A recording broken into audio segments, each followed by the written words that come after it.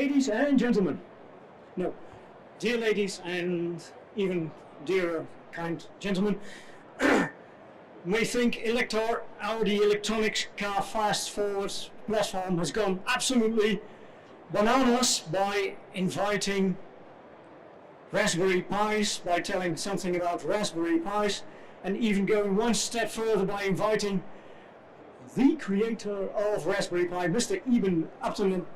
It takes a lot of courage and decisiveness to, first of all, realize that industry and Raspberry Pi are no longer absolutely separated, as Eben is going to explain a bit more in detail.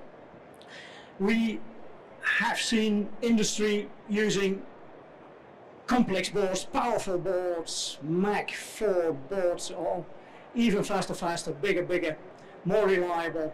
What happened in practice is that enthusiastic engineers like Elector readers, like the 15 startup companies exposing their stuff, all day here, they've been working at a slightly, with all due respect, slightly lower level, slightly more easy level perhaps, and they discovered that why not use an RPI for my professional application and tell my boss about it. Eben, the state of RPI, the current state of RPI, and the current to me is, I'm an electronic engineer, the current is expressed in amperes, in currents, high currents, low currents, and the state is either 1 or 0.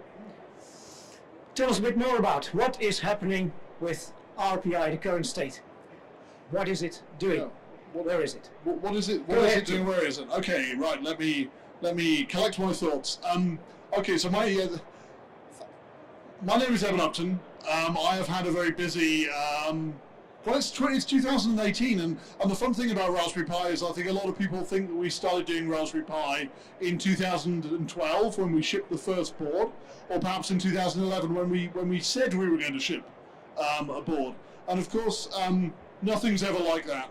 Nothing ever just happens.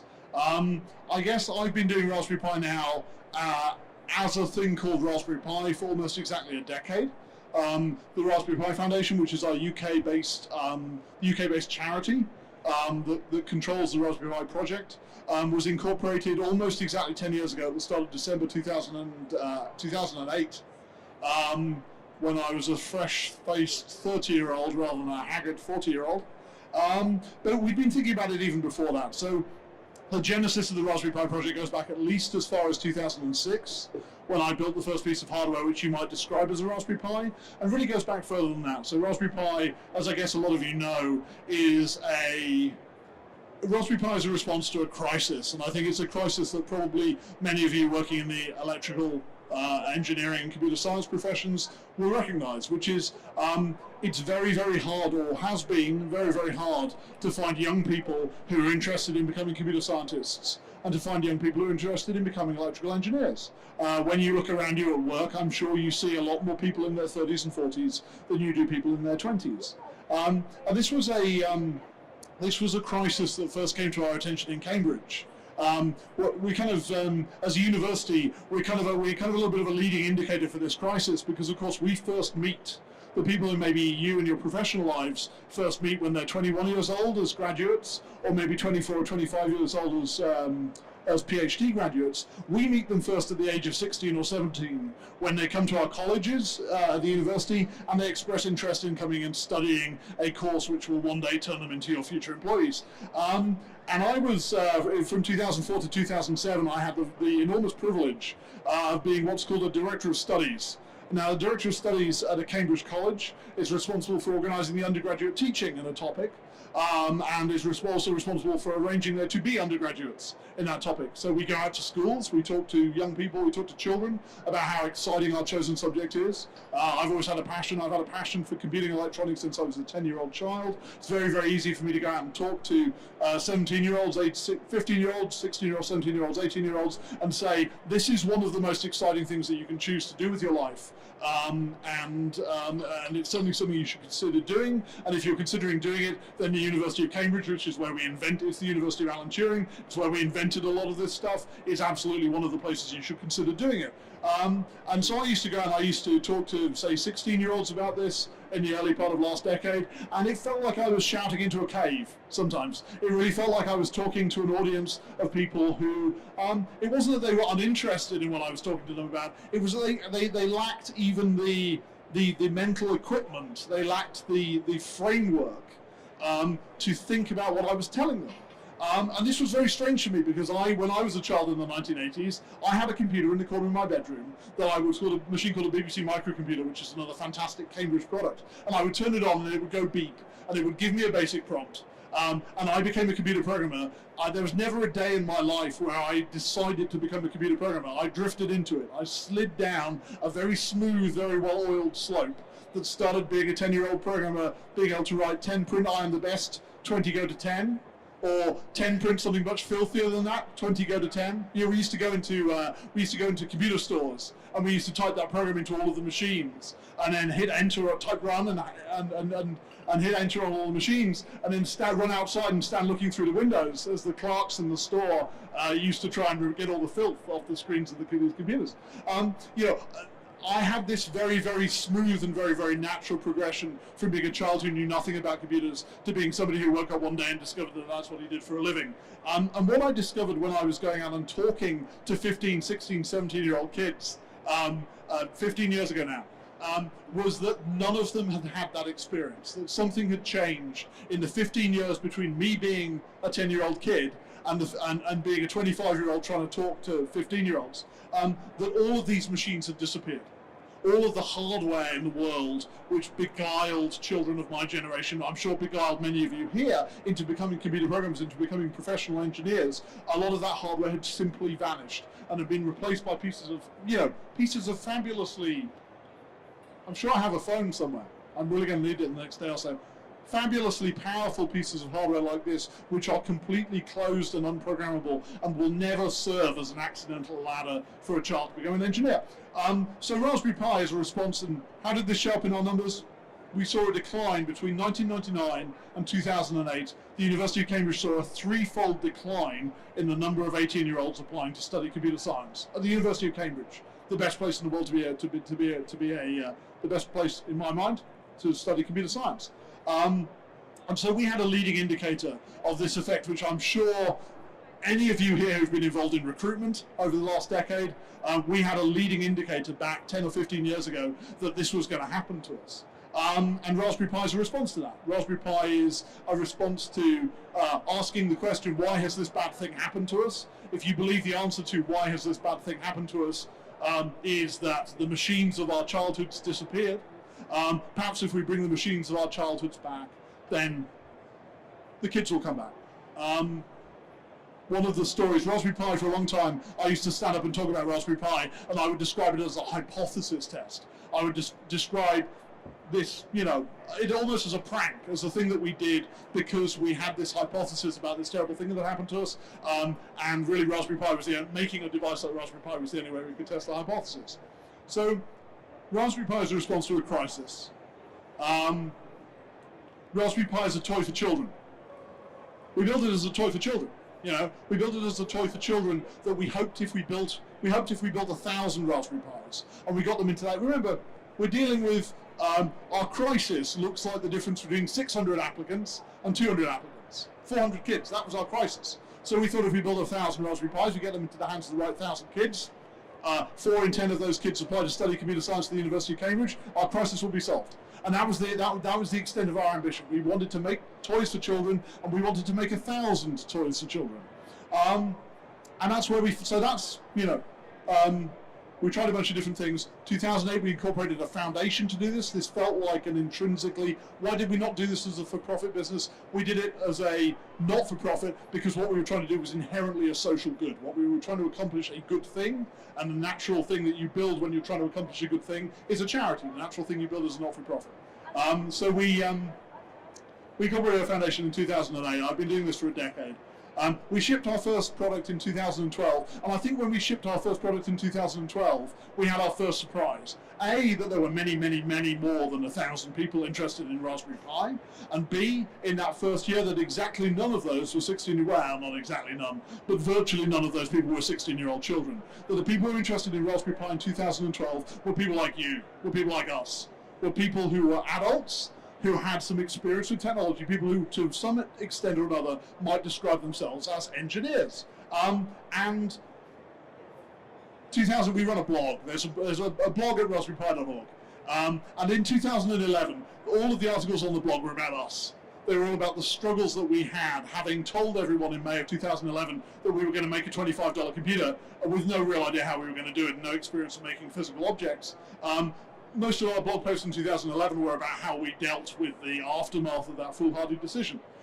In 2012, the blog posts were mostly about the things that people like us were doing when they finally, and it did take a little while for some people, when they finally got their hands on our product. And at the end of 2012, I remember sitting there, there were moments of terror and disappointment in Raspberry Pi. A moment of terror was the moment when we told everyone in May of 2011 that we were going to make Raspberry Pi, and 600,000 people watched our YouTube video in 2 days. So there was a moment of elation, which was like, yeah, 600,000 people love me. And then there was a moment of terror, which is, yeah, I told 600,000 people I'd make them a $25 computer, and I have literally no idea how to make this product. I have an envelope on the back of which I've written the price of the 3 most expensive components in my product, and those, when you add them together, come to much less than $25. But that was the limit of our business plan. So that was a moment of terror. A moment of disappointment probably was at the end of 2012, when we saw that although we sold roughly 1 million Raspberry Pis in the first year that it was on sale, and that the vast, vast, vast majority of those devices had not sold to children. Probably more than 1,000 had, so we possibly should have been a little less disappointed. And if you think 1,000 into the hands of children was our metric of success, we were already doing okay. But it was somewhat dispiriting to realize that what we were doing was not empowering a new generation of young people with an exciting toy that would lead them into this new life that we believe in ourselves as very passionately as a good thing to do, but that we were giving people who already knew what they were doing another string to their bow, another tool in their toolbox. But we were confused, I think, because it sounded like a bad thing. But what we forgot about adults who know about computers, 2 things. Many adults who know about electronics and adults who know about computers, many of your readers, are professional engineers, and many of them are parents or volunteers at after-school clubs. Not a small number of them actually are educators. Not a small number. There's not an insubstantial overlap between adult technical hobbyists and professional educators who go to work every day in a school or a college or a university.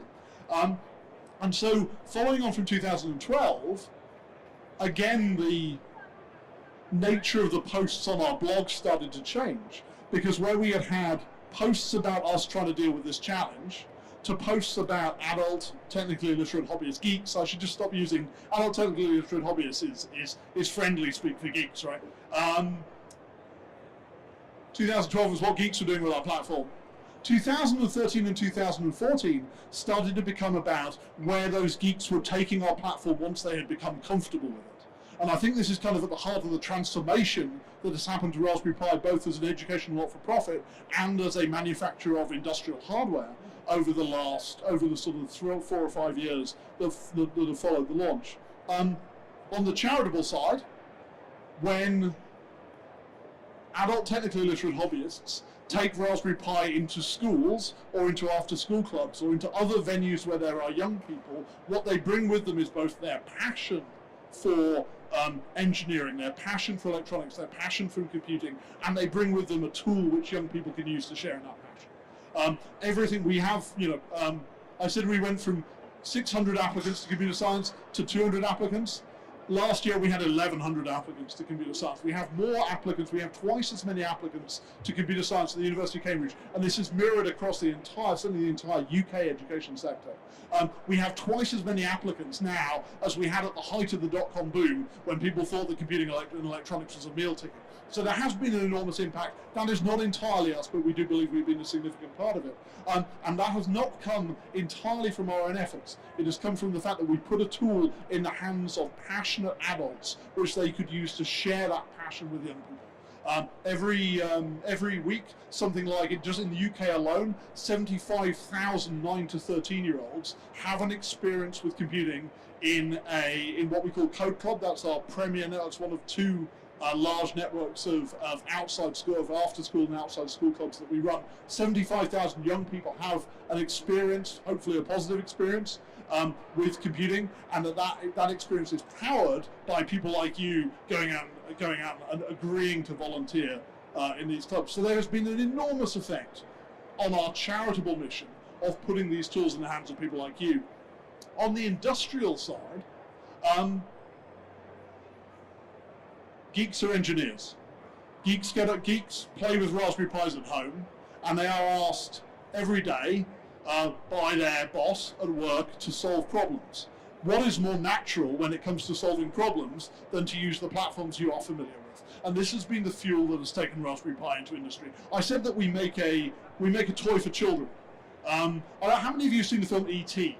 You know this film E.T.? Yeah, right. It was the first film that I saw at the cinema, and it has been basically the start of my unhealthy obsession with the city of Los Angeles as an interesting place to be. There's a wonderful bit where E.T. is being hunted by the hunters through the woods, and he bursts out of the woods, and there is LA, just like a grid of lights that goes off to infinity. So I have an unhealthy love of Los Angeles, which I know is not a place you're necessarily supposed to love. But the other thing, the Raspberry Pi relevant thing about E.T. is towards the end of the film, E.T. realizes that he is only going to get back to his home planet through his own efforts. That Elliot, despite being a lovely little boy, is not going to help him with this. And so he steals a lot of stuff from the family, and he goes out into the woods and he builds a machine for phoning home. Early in the film, you see that Elliot, or I think Elliot's younger sister, played by Drew Barrymore, has a speak and spell. This little kind of orange toy. And then at the end, kind of embedded in the machine that E.T. uses to phone home is the guts, the kind of destroyed guts of this speak and spell. And really, we've discovered that there's a grain of truth to this. That we've been making this toy for children. Children are quite a demanding customer base. Actually, if you make rubbish products for children, you will get found out. And so, by building this product building this product Raspberry Pi for children, and by building so many of them, we've been forced to make the product extremely reliable. We've been forced to make the product extremely manufacturable, and we've been forced to make the product extremely low cost.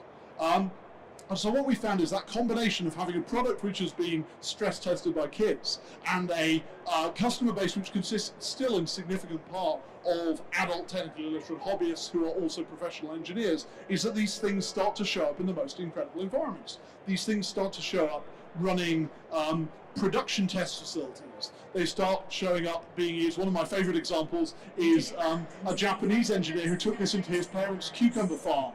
And built a TensorFlow, used Google TensorFlow, the Raspberry Pi camera module, and Raspberry Pi to build a machine for sorting Japanese spiny cucumbers for his increasingly elderly parents who had spent their lives sorting cucumbers into the 23 different varieties of the Japanese spiny cucumbers can be sorted into 23 categories based on their straightness, greenness, number of spines, other properties. He was able to build this device that was fairly reasonable accuracy, would assist his parents in sorting cucumbers. People use Raspberry Pis to add a layer of additional layers of monitoring to legacy production environments. It's one of the earliest areas that Raspberry Pi has been successful in because it doesn't require you to tear out your existing automation systems. What you can do is just build a new layer of automation over the top of your existing factory systems that gathers very large amounts of data about the production environment. It can be used for preventative maintenance. It can be used to spot things going wrong before they go wrong. So people have started taking these into industrial environments. Last year we sold 6 million Raspberry Pis.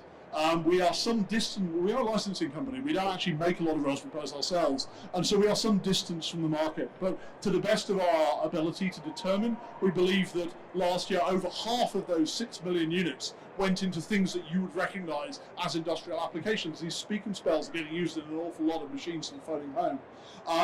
And it's wonderful, right?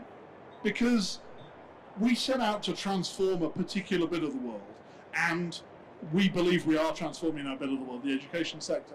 But what we've discovered is that the same work that we've been doing there is allowing us to transform another bit of the world, and that bit of the world is manufacturing, something that we care about a lot. We manufacture the Raspberry Pi in the UK. 2011, when I said I could make a $25 computer, I knew exactly nothing about manufacturing. Now I probably know more about manufacturing than I ever wanted to know or ever imagined I would know.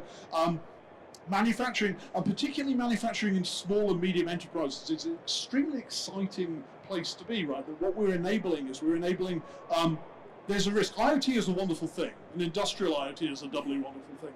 But there is a risk with industrial IoT that all it does is it creates another source of scale advantage for large corporations. That it is another thing that large corporations can do to make their production processes even more efficient and to be even more competitive against new market entrants. What I've really enjoyed about Raspberry Pi and a lot of the deployments of Raspberry Pi is while we do see it going into very large factories run by very large corporations, we also see it going into cucumber farms. We also see this as being a tool that is being used at a micro scale by small and medium enterprises to obtain many of the benefits of IoT, many of the benefits of industrial IoT, but to do it at a much smaller scale and to allow them to compete and bring to ensure that their innovation, because there is a lot of passion and a lot of innovation in the SME world, that passion and that innovation is not drowned out by the scale advantage of large organizations which can afford to invest in IoT. So like I say, we're a toy company, we make toys for kids. We make a very, very, very large number of toys for kids, and those toys have become very polished and they've ended up in very unusual places. Where do I see Raspberry Pi in the future of IoT? I think we've carved out a good niche for ourselves in IoT applications which have very obvious return on investment arguments. The products we sell range from a $5 product for Raspberry Pi Zero all the way up to a $35 product. Those are actually macroscopic prices. We are not the product that is going to go into every light switch. We are not necessarily currently the product that is going to be attached to every little widget in your factory to monitor it, unless you can demonstrate a good ROI for spending $35 on each widget. I would love to find a way to take Raspberry Pi down into the light switches. I would love to find a way to take Raspberry Pi down into every widget in the factory. Right now, I think we're doing great business in that middle tier, that aggregation, that either places where you have very strong ROI, or that aggregation tier where you have one Raspberry Pi and 10 sensors, one Raspberry Pi and 100 sensors, and we are the stage of aggregation before that data goes up to some sort of cloud world. I would love to find ways to take it down in that world. I've got to say, I'd love to find ways to take it up in that world. I think, we deliver quite a large amount, particularly with Raspberry Pi 3 Plus, we deliver really quite a large amount of processing power. And so I'm kind of interested in using Raspberry Pi not just as a platform for aggregating data, but also as a platform for processing data, as a platform, particularly in this kind of big data ML world, as a platform for performing deep learning inference, at the very least, if not training. So I think we've kind of got a bright future in it. I think it's going to be probably powered as much by cost reduction as it is by performance increase. But it's been a wild journey, and it's been a long journey. It's been a wild journey, and I think I've enjoyed a lot of the people, a lot of the cucumber farmers, and people like them who I've met along the way. And we are, although I think we've made a lot of progress with our charitable objectives, I don't think we're done there yet either. That's all I have to say. I'm very happy to take questions from people if any of you have them. Yes, questions if I have time. Yeah. Let me tell you a little story first. Cucumbers, lengths of cucumbers and their exact straightness, you can do that with an RPI. What's that, please? Oh, yeah. You actually have a device for this? Yes, yes, but you can connect it to an RPI, actually, and everybody's invited. You can get a free one. It's designed to connect to an RPI. And it will tell you which the GPI pins are. Before I step away from the podium, are you going to tell me what this does? Or am I just going to press it and find out? It does AK, absolutely. Disappointingly little. Disappointingly I have to say, okay, because little. it's very, very hard. I think it's very hard for any professional engineer to stand next to a giant red button, which might as well have "Do not press this" written on it for 20 minutes and try and talk. Any questions to Eben, please? Yep. Yes. Hey, thanks for a fantastic presentation. I'm the CEO of Go IoT. We actually use Raspberry Pi as an enabler in industrial automation, especially building automation. But just a question, Raspberry Pi, in what continent do you see it's expanding more? It's just out of interest. It's not necessarily what we do. Yeah, what continent, what area? Because I've been doing a lot of business in Africa, so it's just interesting to see with your perspective. Okay, so where do we see Raspberry Pi currently, geographically, and in the future? Currently, the US is by far our largest market. So from so sort of three answers. In terms of total market size, the US is our largest market by probably a factor of 3. Where do we see it per capita? If you normalize out per capita, still very strong in the UK. So the US is 3 times the size of the UK. It should be 5 times. There are 5 times as many people.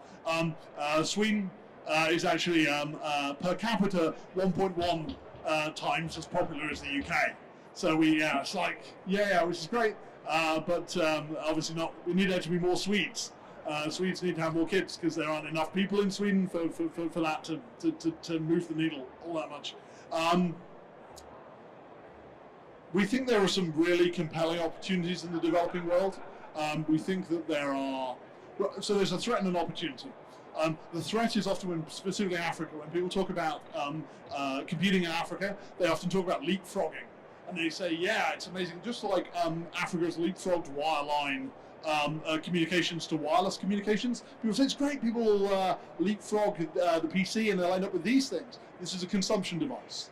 This thing exists in order to let you, you can communicate with people with it, but from a computing perspective, it exists to enable, all of these devices exist to enable you to consume some content which was developed somewhere else.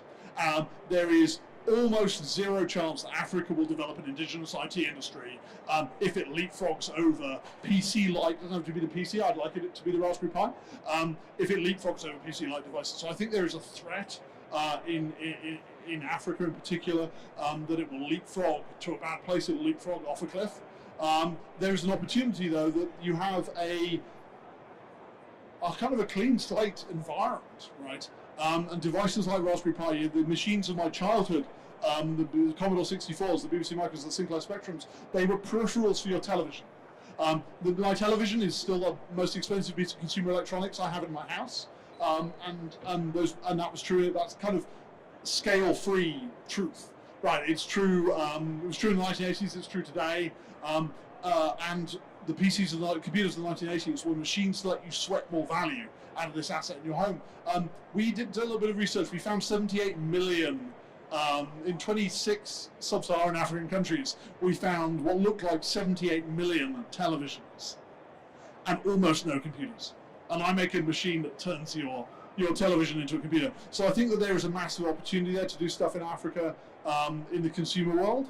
And I think that will probably, just as it has in the developed world, I think it will tow along a tail of industrial application. I'm interested to hear you say that you've been doing a lot of work in Africa. I think people underestimate Africa. It probably is. If it only needs a small number of things to go right for Africa to be the growth market opportunity for the technology industry in the 21st century. Eben, there is a further question here from a gentleman. Okay. Hello, stranger. Hello. In Sweden, I just before going here, I asked in social forums for engineers and so on, in Facebook and so on, about Raspberry Pi and so on. How you feel about it as a hobbyist, as a professional, and so on. There was on one part some resistance in some people have met that custom when you will show that you have Raspberry Pi inside. There is some resistance for some people who have not tried hard enough using Raspberry Pi. On the other hand, this was not in the forum. I was last summer and saw the 1.5 billion research facility that was verified. They dumped all the high-end CERN, the facility of CERN, this was in Sweden, but they had equipment from that. And they were frustrated. They couldn't use modern methods with GitHub. This PhD student couldn't use GitHub and all of that stuff. So with Raspberry Pi, some BeagleBone, some Arduinos, and some FPGAs, they verified this hundreds of million euro core engine of a neutron source thing, and they could do that on time. Yes. They couldn't do that with old tech. Yes. Yes. So how do we tell more stories like that? Well, I think we have to keep telling the stories. Yeah. I think that so that's a really nice example of the kind of ad hoc innovation that happens around not just Raspberry Pi, but these other platforms. Particularly, I mean, Arduino is the kind of great granddaddy of all of this stuff, right? Providing platforms that engineers can use to solve the problem that's in front of them, and a platform which has migrated from the home to industry. So I think we need to keep telling. I think we just need to keep telling the stories, and it seems so improbable, right? Like the speaking spell, it seems so improbable that the answer to your neutron source verification problem is you go to our website. It has cartoon robots on it. Actually, lots of cartoon robots. We have a lot of cartoon robots, all the cartoon people. You go to our website, it has cartoon people, and yet it is not just a platform that you can use to verify neutron sources. It's the best platform. And we have this discussion a lot. Should we have a more professional-looking website? I don't want a more professional-looking website. I want to solve these problems, and I want to win in these markets with a website that has cartoon robots on, because it's like winning and looking good while you're doing it. So I would like to. You connect with a more current thing that young engineers can relate to. Yes. I think it's possible to make a product so good that ET will use it. So that's my theory. Very hopeful sounds and messages. And perhaps I should say one more. Can I say one more electro-relevant thing? Yeah, please right, do. Which is I talked about I talked about our little parochial problem in Cambridge, and then I talked about the success that we have had solving our parochial problem in Cambridge. That we now have twice as many applicants as we had in 1999, and a lot of our potential for growth from a mission perspective, from a charitable perspective, is about solving that problem in other places. One of the big barriers is that we are English speakers. The old joke, what do you call somebody who speaks two languages? Well, it's bilingual. What do you call somebody who speaks one language? English. And the language barrier that attends being an English speaker is formidable. And it was one of the reasons why we're so proud to be working with you guys. That Electro have provided very kindly agreed to take a certain amount of our content into Dutch and French. Correct. Yes, there's been a huge success. Yeah. We saw the magazine, Magpie magazine, and we thought, why the hell don't we publish that to the Dutch audience? The Dutch are, as you know, I'm Dutch as well, are very keen on listening to English expressions and so on. Yeah. But the moment they get the information in their own language, perhaps also in Sweden, other countries, Africa, it kind of it's a trigger.